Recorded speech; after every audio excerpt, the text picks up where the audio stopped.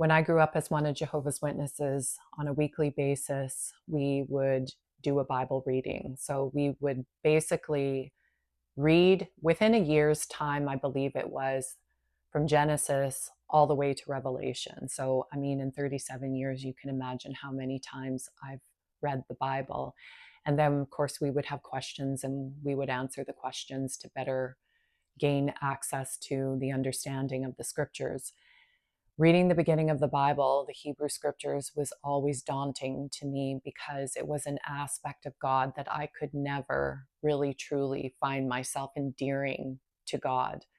This idea that in one moment things could be peaceful and loving, and in the next moment God could cause an absolute destruction upon mankind, wiping out nations completely because they weren't doing as they were told, was something that never had me feeling like this God was something I wanted to know.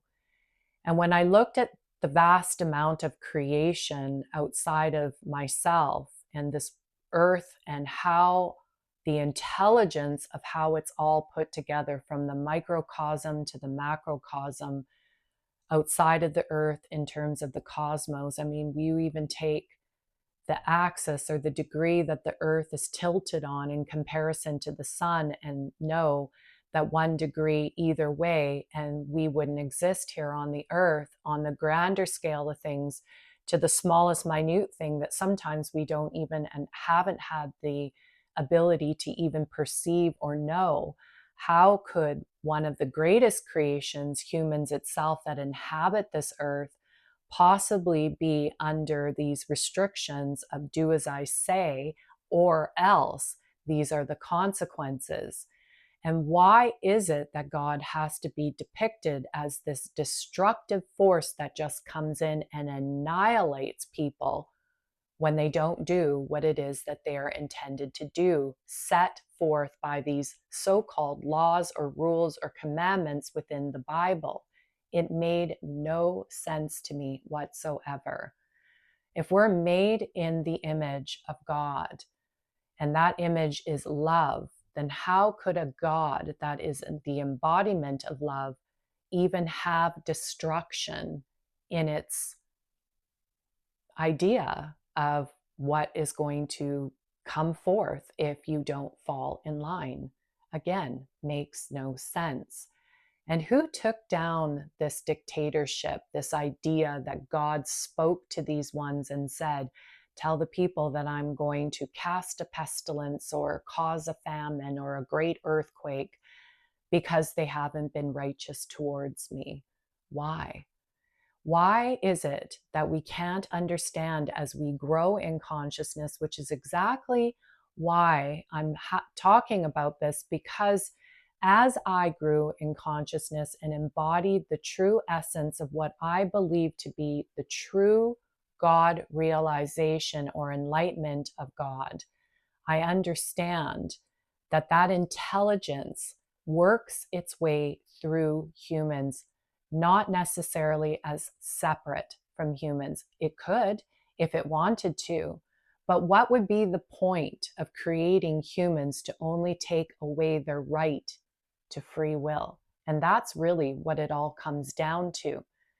So you have a God that has given humans the ability to have free will, but then you set forth these so-called commandments that tell them that if they don't do what they're supposed to do, as pointed out in the Hebrew scriptures, you're going to annihilate them. How is that free will? It isn't. But free will is something that can only be taken into account when you come into consciousness.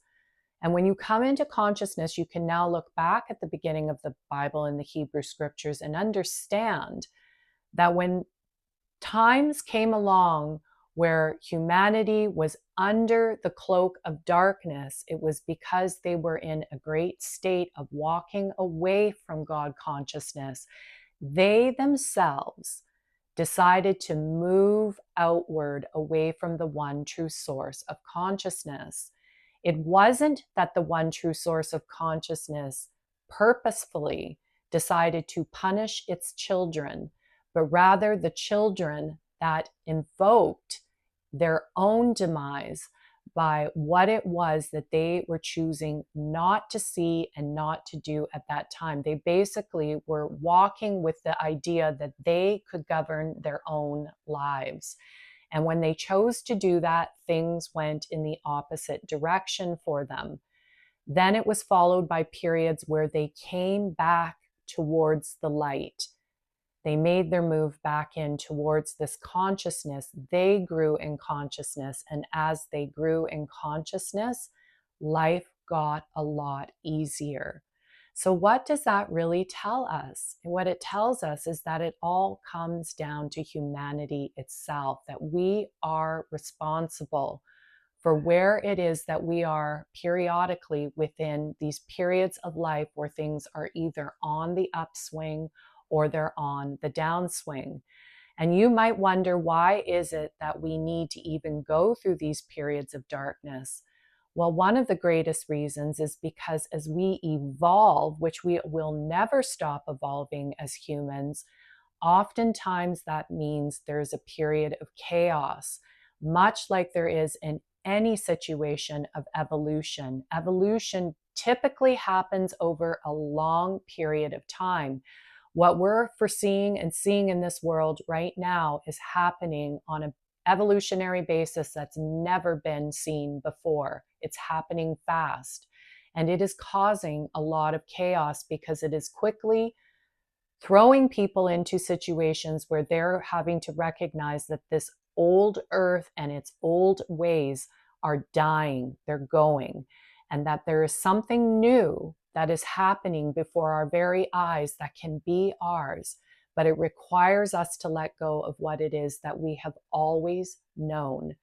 And that whatever calamity, whatever chaos ensues is our own doing because we're trying to hold on to something that no longer is viable moving forward. What is viable is something that is going to replace this cloak of darkness that humanity has been upon for many, many centuries.